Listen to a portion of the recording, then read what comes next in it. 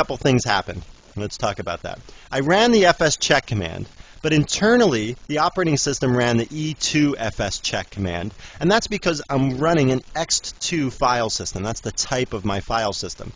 So the operating system detected that, and then it chose the e2 fscheck utility as the subset of the fscheck utility that I picked.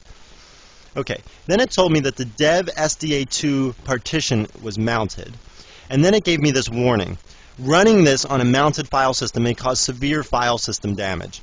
And then it says, do you really want to continue? Well, the answer is like asking a kid if they really want to eat their broccoli. Definitely no. You don't want to continue here because it's a mounted file system, and moreover, it's mounted in writable mode. People can write to this partition. So while the check utility is going, if something's writing to the partition, either a user or the operating system itself, then the file system check utility gets messed up. It doesn't understand what's going on. Things have changed since it last checked, and then things will be lost inevitably. So you don't want to run this on a mounted file system, especially if it's mounted in writable mode. If it's mounted in read-only mode, you can get away with it, but this one definitely is not mounted in read-only mode.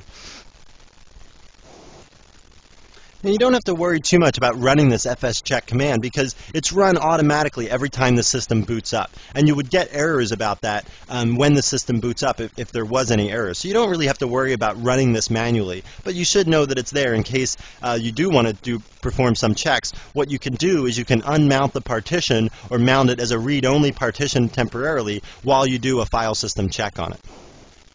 A few minutes ago we were talking about what we would do if we added a brand new hard disk to our system. The first step was that we created a partition on the disk. The next step was that we formatted it using the makefs command.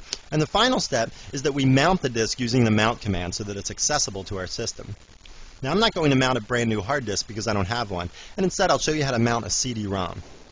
The first thing that you give to the mount command is the type of the device that you're going to mount. And for CD-ROMs, that type is ISO 9660. So you specify the type with the lowercase t, and then you spell out the type. Now, I didn't remember this exactly. I had to look this up in a book, and you can do the same thing. Look it up in a book or on the web or on the man pages to see what type the device is that you're mounting. Then you give the name of the device, deb CD-ROM, and then you give the mount point, which is going to be /mount/CD-ROM. The mount point is the directory that you're going to go to see all the files that are on the physical CD-ROM. Okay, so when I go into the mount CD-ROM directory and do a listing, I'm going to see all the files that are on the physical CD-ROM. Let me talk about this once before we go on and hit enter here. You're probably wondering what this /dev/CD-ROM stuff is. Okay, well, the CD-ROM is a file in the dev directory. And we've already seen /dev/SDA1 and /dev/SDA2. They were files in the dev directory as well. And what these files are is they're pathways to the physical device. Okay, this file here gives the operating system a pathway to get information off of that physical device. Okay, and one last thing, when I hit enter here, Red Hat's going to pop up a Nautilus window and graphically show me all the files in the mount CD-ROM directory. So don't get alarmed when a window pops up here. Okay, here comes the window. And you can see here it's for the mount CD-ROM directory, and this is the only file on the CD, and now it's appearing in this window. So I'm going to close this window and go back and look at that message that got printed out. So it says this block device dev CD-ROM is write protected, so it's mounting in read-only mode. That makes sense because I don't have a CD burner, I just have a CD player, so it makes sense that it's in read-only mode. So what I want to do now is I want to go over to the mount CD-ROM directory and do an ls, and there you can see the exact same file that we saw before in the Nautilus window in the graphical format. Now what I want to do is I want to unmount this file system, or unmount this device. So I'm going to say unmount, and then you can either specify the device that you want to unmount or the mount point that you want to unmount the device from. You can specify either one. So I'm just going to say unmount dev CD-ROM. Oh, and it says the device is busy. Why is that? Well, that's because I'm in the CD-ROM directory. Okay, so if I get out of that directory, if I go back to root's home directory now, and then do the unmount command, okay, now it did it successfully, and if I do an ls on the mount CD-ROM directory, you'll see that nothing's there. So this was temporarily linked, because I did the mount command, the mount CD-ROM directory was temporarily linked to the actual device.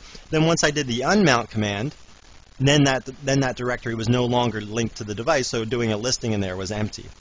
Now, one thing I want to note is that in most Linux systems, when you put the CD into the CD player, the CD is automatically mounted. And this, I just set it up here just so that I could do it manually. I could mount and unmount it manually because I think that's a valuable skill that you should have. All right, so the last couple commands that I want to talk about in relationship to file systems, devices, and partitions are the df and the du commands. The df command displays information on file systems, how much space is being used, how much is available, and so on. So let's look at one of these. So this is the main Linux partition here, and it tells you how many blocks there are, how many blocks are being used, how many are available, and what the percentage of the ones being used is. And then finally it tells you where the device is mounted on the system, or where the partition is mounted. Okay, so before we were talking about blocks and we were wondering how big they were. Well, you can see here that they are 1 kilobyte large. And the way that you would use this is you would just monitor with df every once in a while and look at your partitions, see how much space is being used in this used percentage column. If this number was like 99% for dev SDA2, I would do one of two things. One, I would get on the phone and call a retailer and say, FedEx me a new disk because I'm running out of space. Or two, I would go around and try and investigate and see exactly what is hogging all the space up. If this number jumped from 45 to 99 in one day, I would be alerted and I would try and find out exactly what caused that, and probably it's something in error, right? It's some process out of control writing to some file. If it's slowly creeping up every week, it goes from 45 to 46 to 47 to 48, and eventually it's at 99, then that's probably like usage that is just good usage, and when it got to 90 is when I should have been ordering the new disk, not when it got to 99 and I was in a rush. Okay? Now, another way that you can use the df command is with the human readable form, the lowercase h option. Pretty much the same, except it just displays the sizes in something that makes more sense to me than 303,556,000 whatever blocks. It just says it's 3.4 gigabytes, which is much more comprehensible to me. 1.5 gigabytes is used and 1.8 gigabytes is available. Now you'll see 1.8 plus 1.5 adds up to 3.3, not 3.4. Don't get too worried about this. This is just like rounding errors. The available space is always rounded down, so you don't overestimate how much space is left. But again, it's a good indicator, general trend of what's going on in your system. Like I said, if this is 45 and the next week it's 46, you kind of see a trend on how your system is growing. Okay. Now, like I said, if this jumped from 45 to 99 in one day, then I would look and try and see exactly where that space came from. One way that's good to do that is using the du command.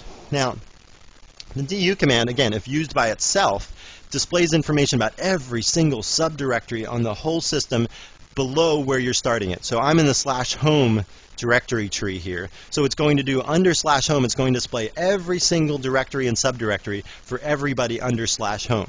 Now this is going to scroll up the screen, and again, I just want to look at something here just to kind of give you an idea. This tells you that the Alice's KDE directory is 16, Alice's XAuth directory is 4. Now what are these sizes? Again, they're 1 kilobyte blocks, so you could just display it in human readable form again with the -h option. Du is the same sort of option with the lowercase h. And then you see that it's 4 kilobytes for the XAuth directory and 16 kilobytes for Alice's KDE directory and so on. Now, so what it does here is it lists all the subdirectories for Alice, and then finally here it lists Alice's grand total. In some sense, that's the only thing that I want, right? If I just want to investigate and say, well, who's eating up the most space of all the users, and I can try and determine who has that big file that's being written to or something. So in some sense, this is all I want to see, and the du command gives me the ability to do that. So what I do here is I use the -- max depth option. Okay, and I say max depth equals 1. And I'll display it in human readable form.